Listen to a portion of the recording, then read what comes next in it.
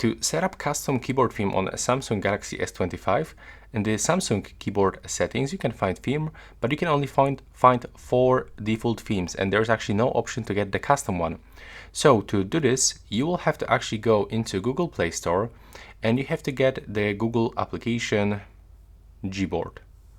So this application is actually available on any other phones like Pixels, Redmi, Xiaomi, Realme, Vivo. So just simply download this application on your Samsung S25. And now let me show you step by step how you can actually replace keyboards. So you will have to go into General Management. Now open the keyboard list and default and simply click on the switcher of this Gboard, which will be available right here. And now you can tap on it to actually enter for this settings. Then go into theme and click on plus. Right now you can go into your photos or albums, and here you can select anything that you want.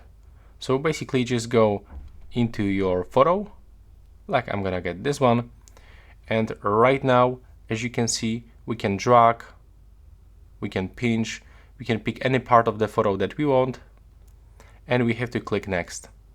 Then we can adjust brightness of this background, click done, and additionally we can turn on and off keyboarders. So without the keyboarders this background will be more visible, but that's how we can actually do this. Thanks for watching.